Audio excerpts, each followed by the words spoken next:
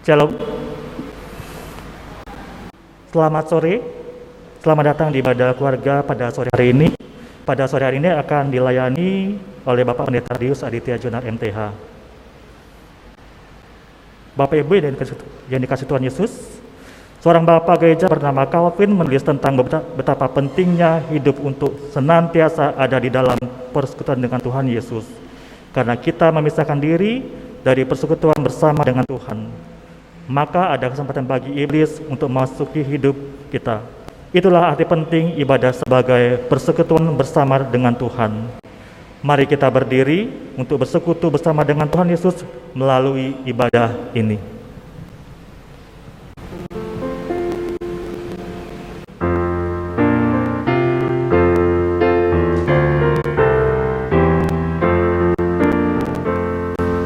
Ya Tuhan kami puji nama-Mu besar, ya Bapa makhluk-Mu menyanyi bergema, langit buana laut bersyukur semua, malaikat segenap memuji Dikau dua, kemuliaan-Mu tetap senantiasa. Kudus, kudus, kuduslah Tuhan Maha Kuasa.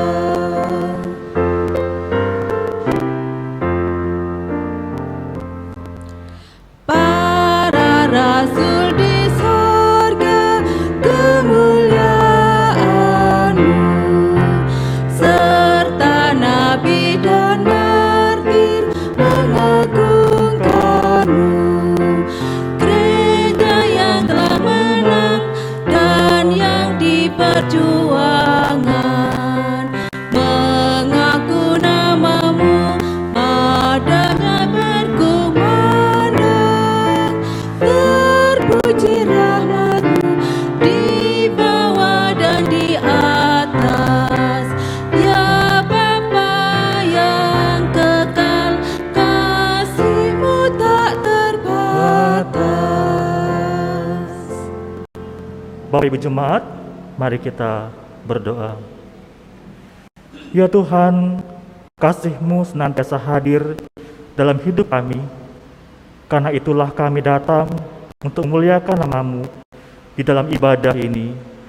Sucikanlah hati dan pikiran kami agar sepenuhnya dapat menikmati sukacita dalam kebersamaan dengan Tuhan saat ini. Dalam nama Tuhan Yesus Kristus, kami berdoa. Amin. Pembacaan Mazmur pada sore hari ini akan kita baca dari Mazmur pasal 119 ayat 9 sampai yang ke-16. Kita akan bacakan Mazmur pasal 119 ayat 9 sampai yang ke-16. Dengan apakah seorang muda mempertahankan kelakuannya bersih? Dengan menjaganya sesuai dengan firman-Mu. Dengan segenap hatiku aku mencari Engkau. Janganlah biarkan aku menyimpang dari perintah-perintah-Mu. Dalam hatiku aku menyimpan janji-Mu, supaya aku jangan berdosa terhadap Engkau. Terpujilah Engkau ya Tuhan, ajarkanlah ketetapan-ketetapan-Mu kepadaku. Dengan bibirku aku menceritakan segala hukum yang Kau ucapkan. Atas petunjuk peringatan-peringatan-Mu aku bergembira seperti atas segala harta.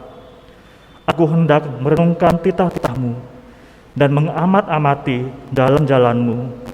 Aku akan bergemar dalam ketetapan-ketetapan-Mu. Firman-Mu tidak akan kulupakan. Demikian pembacaan Mazmur pada sore hari ini. Kita bernyanyi.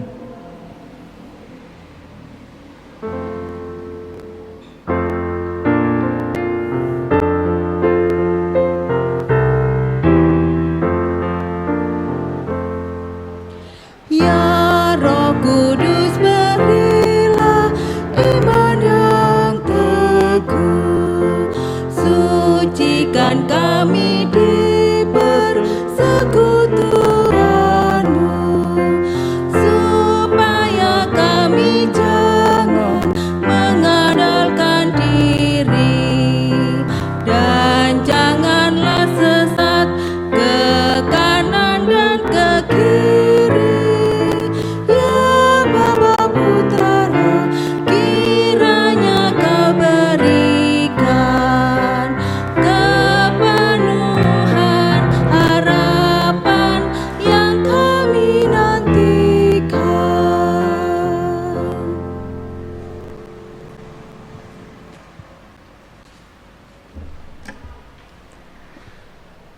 Saudara-saudara yang terkasih dalam Tuhan, mari kita akan masuk di dalam pemberitaan firman.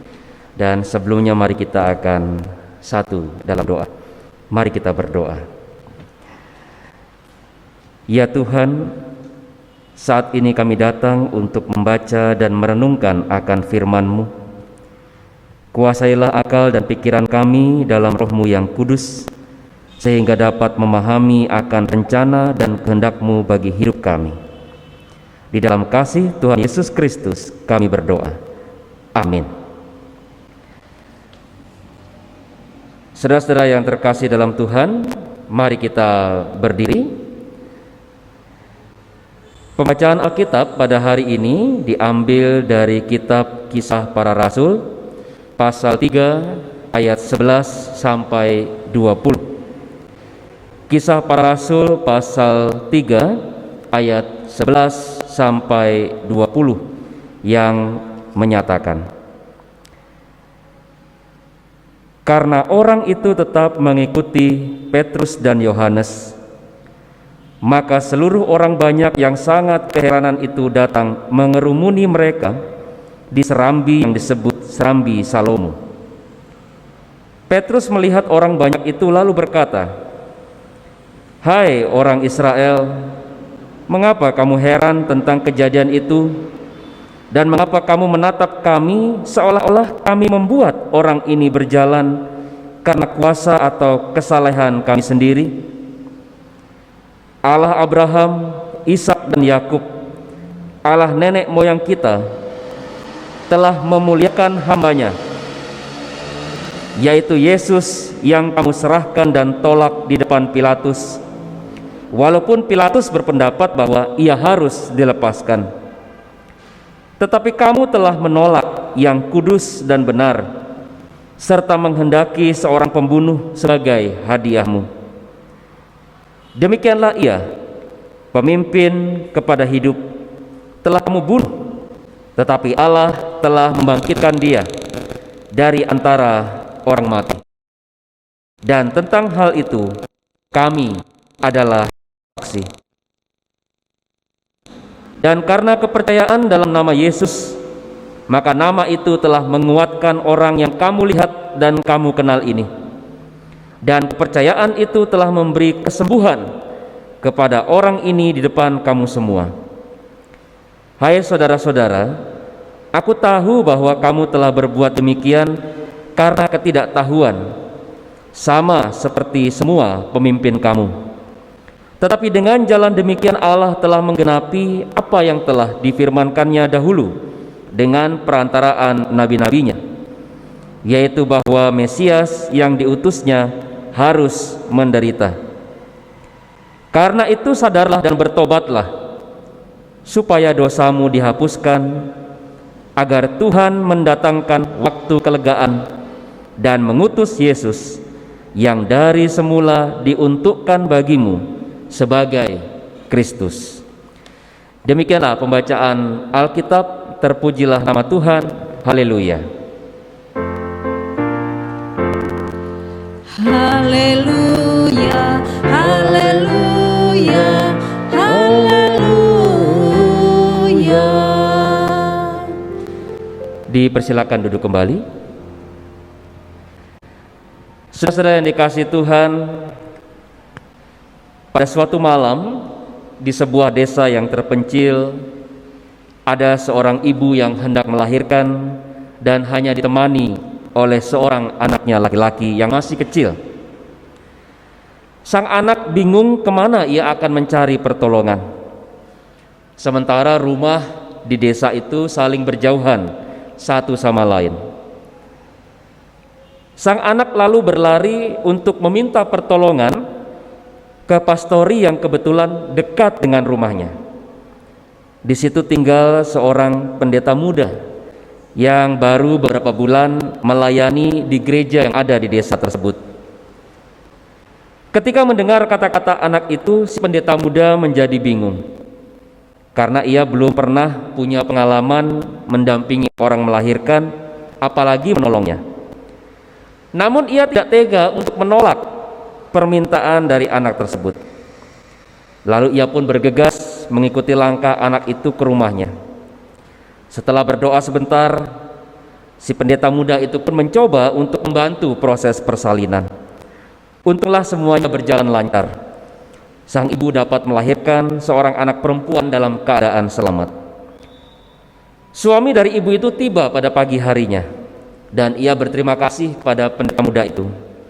Dan di ujungnya ia berkata, "Wah, sepertinya Pak Pendeta sudah pengalaman ya menolong orang melahirkan." Si pendeta menjawab, "Terus terang belum pernah, Pak. Ini yang pertama." Suami ibu itu tampak terkejut lalu bertanya, "Tapi Bapak kok bisa bantu istri saya melahirkan?" Pendeta itu menjawab, "Ya, itu semua karena Tuhan Yesus, Pak. Tanpa pertolongan Tuhan Yesus, saya tak akan bisa melakukannya. Barangkali karena Tuhan Yesus tahu saya harus menolong istri Bapak, makanya ia bantu saya untuk melakukan semuanya." Saudara-saudara yang dikasihi Tuhan, pengalaman yang dialami oleh pendeta muda itu bukan yang pertama. Karena sebelumnya hal ini pernah dialami oleh Rasul Petrus dan Yohanes ketika mereka menyembuhkan seorang yang lumpuh. Banyak orang yang terheran-heran ketika melihat peristiwa itu terjadi. Mereka tidak habis pikir bagaimana kesembuhan itu bisa terjadi, padahal orang itu sudah lumpuh sejak lahir.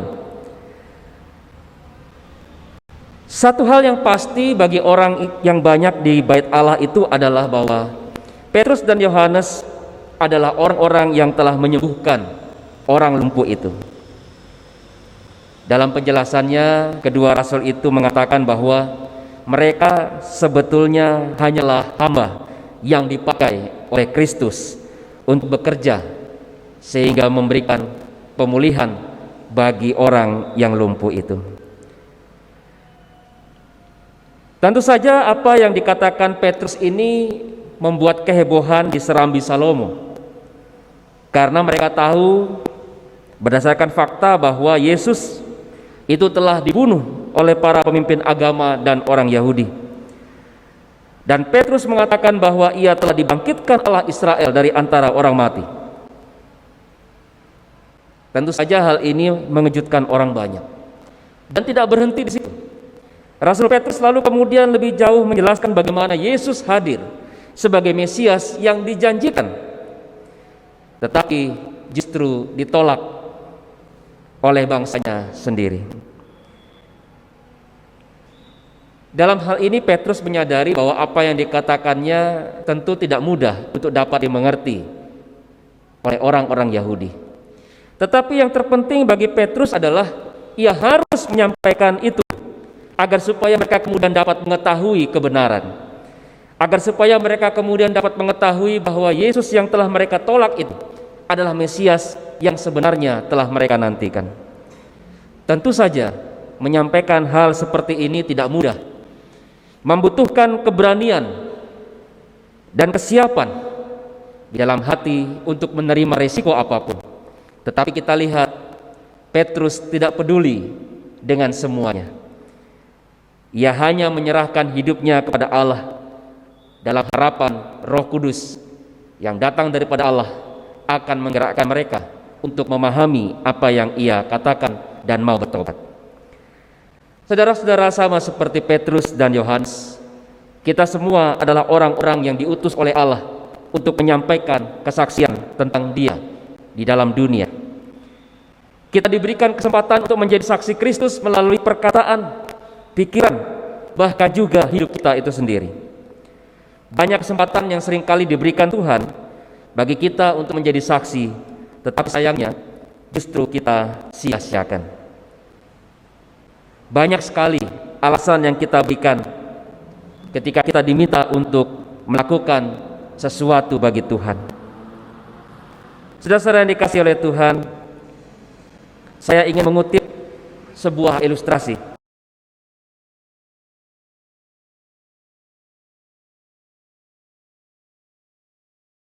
Benda yang bentuknya mirip, bahkan sekilas sebagai bagian dari benda itu memiliki kesamaan. Masing-masing memiliki baling-baling yang dapat berputar dan juga memiliki batang penyangga. Mungkin saudara-saudara ada yang tahu benda apa itu? Ya, benda itu adalah kipas angin dan kincir angin. Sama-sama punya baling-baling yang bisa berputar, lalu kemudian punya batang penyangga. Dua-duanya adalah benda yang mirip, tapi kalau lebih teliti, yang membedakan adalah cara kerjanya. Kalau kipas angin berputar ya untuk menghasilkan angin, sedangkan kalau kincir angin itu berputar, dia membutuhkan angin sehingga dapat berputar. Kalau nggak ada angin, maka kincir angin tidak bisa berputar. Nah, ini sebetulnya adalah tipe daripada orang percaya. Ada orang yang mungkin bertindak seperti kipas angin. Ada sebuah power ya, atau kuasa yang keluar yang kemudian dapat menyejukkan atau menyegarkan bagi orang lain. Ya, mungkin bisa muncul dari perkataan yang menasehati, menghibur ya, atau mungkin juga bisa dari tindakan atau perhatian yang disalurkan kepada orang yang membutuhkan. Ia bergerak dan bertindak sehingga orang lain dapat melihat apa yang baik dari dirinya dan dirasakan dalam kehidupan mereka. Jadi di sini dikatakan bahwa orang yang punya tipe seperti kipas angin itu adalah orang yang hidupnya dipenuhi oleh kasih Allah, ya, digerakkan oleh kuasa Roh Kudus sehingga ia kemudian memiliki power yang kemudian dapat membuatnya bertindak dan menjadi berkat bagi sesama. Nah, kalau tipe kincir angin seperti apa? Nah, kalau tipe kincir angin ini butuh dorongan, bukan dari dirinya sendiri. Ya, kincir angin kalau nggak ada angin berhembus nggak akan bergerak, nunggu angin baru dia bergerak. Nah, ada juga orang yang seperti itu. Ya, dia tidak bergerak atau bertindak berdasarkan dorongan hatinya sendiri, tapi lebih banyak karena dorongan yang lain. Kalau nggak ada sesuatu yang menggerakkan dia, maka lalu ia menjadi orang yang pasif dalam kehidupan peribadahan, dalam kehidupan pelayanan. Ya. Kalau tidak ada yang menggerakkan, maka ia menjadi orang yang tidak mau tahu. Ya, sama sekali tidak mau tahu, tidak peduli. Nah, orang-orang seperti ini, maka ia akan sulit sekali untuk dapat menjadi berkat. Ya, walaupun ia bisa melakukan sesuatu, maka sebetulnya apa yang ia lakukan itu bisa jadi boleh dikatakan aksi tanpa isi.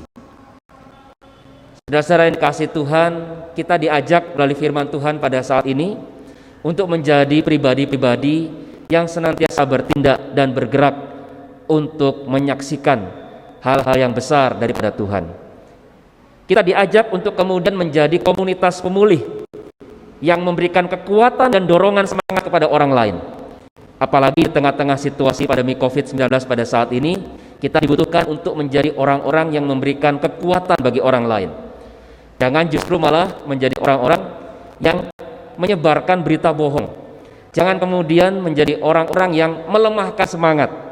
Tetapi justru kita harus menyadari kita dipakai oleh Tuhan di tengah-tengah situasi pandemi ini untuk juga menjadi berkat bagi orang lain, supaya orang lain memiliki semangat yang optimis di dalam Tuhan, sehingga mereka dapat melalui segala sesuatu di tengah-tengah pandemi ini, baik dalam hal yang baik maupun juga dalam hal yang buruk. Mereka terima kekuatan itu yang datang daripada Allah, dan kita semua dipanggil untuk membawa itu bagi orang lain. Mari saudara-saudara dikasihi Tuhan, teruslah menjadi berkat bagi orang lain. Yakinlah Tuhan Yesus akan memampukan kita semua. Amin.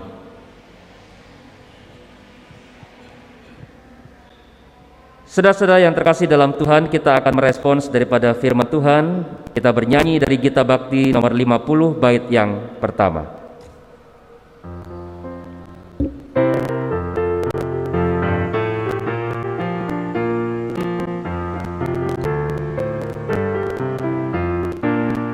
Perubahan ajaib terjadi padaku ketika kasih Yesus masuk di hatiku. Api Roh-Nya ya kudus murnikan jiwaku, hingga hidupku yang lama kini jadi baru. Hidupku yang sekarang bukan lagi milikku,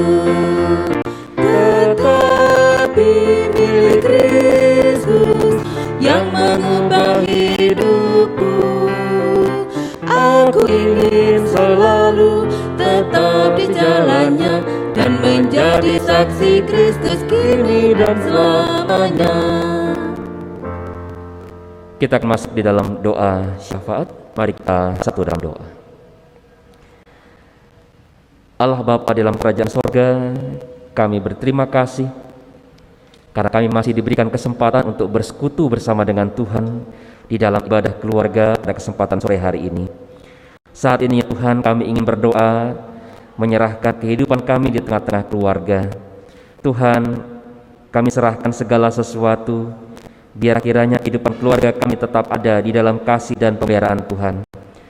Tuntunlah kehidupan keluarga kami ya Tuhan, untuk dapat menjadi keluarga yang membawa berkat, tidak hanya bagi kami yang ada dalam lingkungan keluarga ini, tapi juga bagi orang lain yang ada di sekitar kami.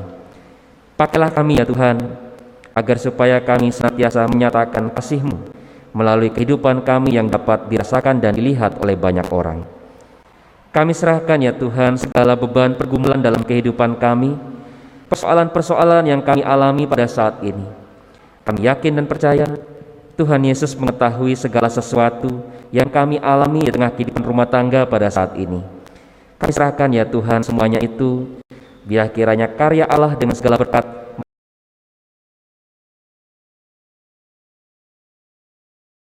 Tuhan yang mau kami andalkan dalam kehidupan sampai kapanpun.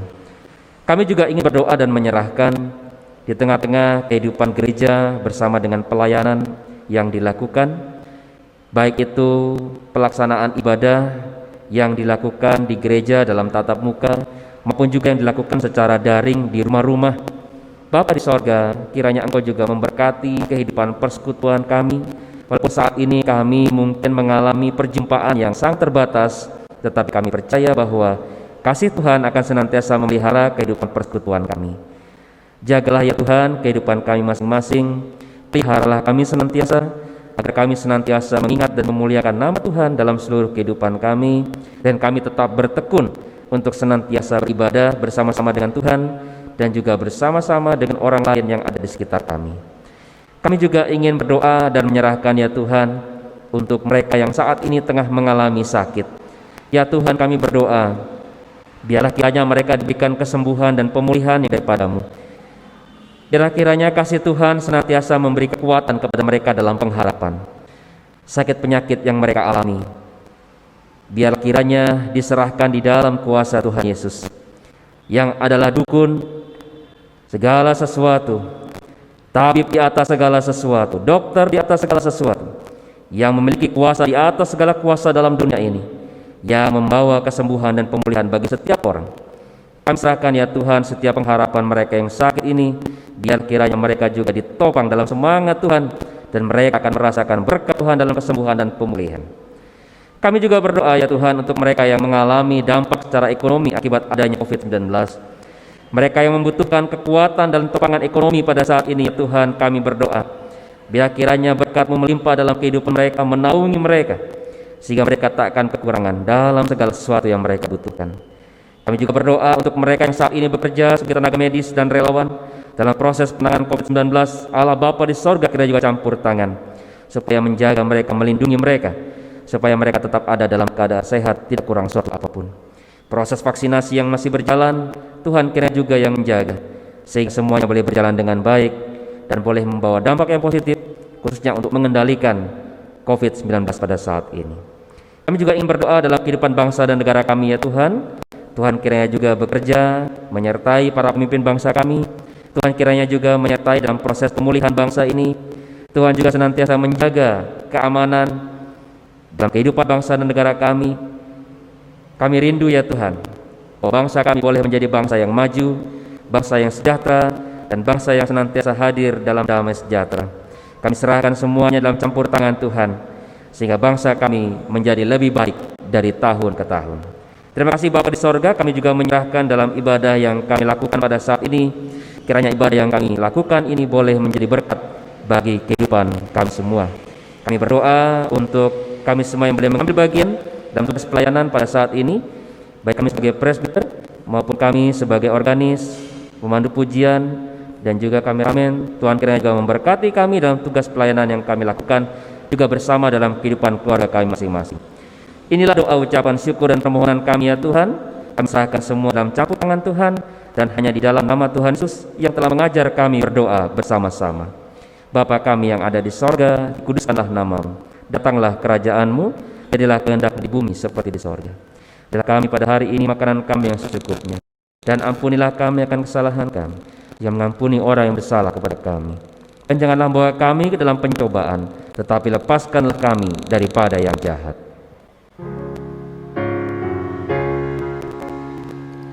Karena Engkaulah yang mempunyai kerajaan dan kuasa dan kemuliaan sampai selama-lamanya. Amin.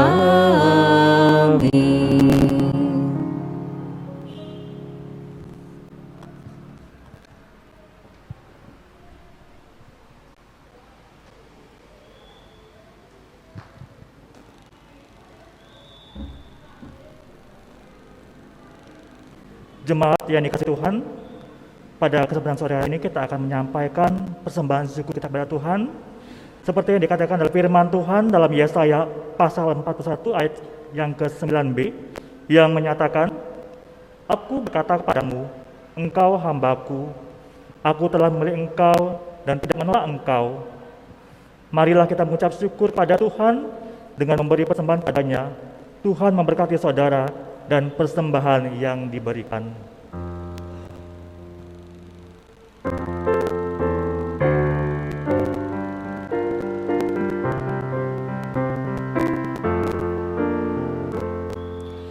Ku beri persembahan pada Tuhanku sambil puji Yesus, Juru Selamatku.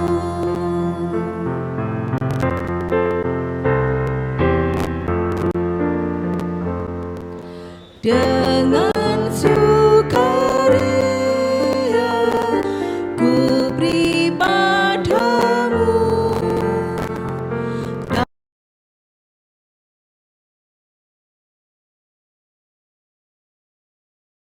Tuhanku.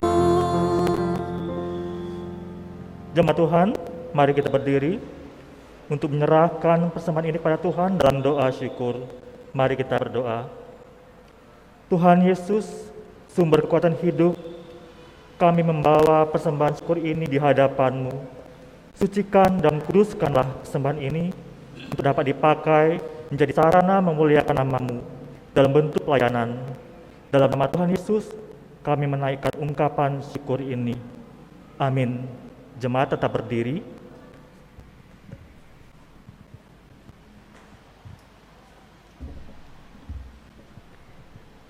Saudara-saudara yang dikasihi Tuhan, jadilah berkat bagi sesama dimanapun kita berada, sebagaimana yang Kristus kehendaki untuk kita lakukan.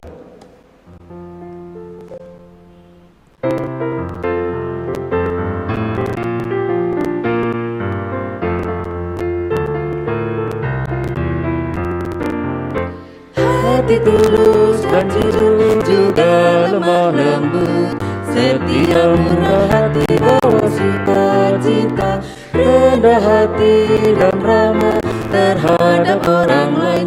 Itu sikap nyata dari perubahan ajaib hidupku yang sekarang bukan lagi milikku, tetapi milik Kristus yang mengubah hidupku. Aku ingin selalu tetap di jalannya dan menjadi saksi Kristus kini dan selamanya. Mari saudara-saudara, kita akan mengarahkan hati kita kepada Tuhan dan terimalah berkat-Nya. Pertolongan Tuhan kita Yesus Kristus akan menuntun hidup kita di dalam kasih dan anugerah-Nya kekal sampai selama-lamanya.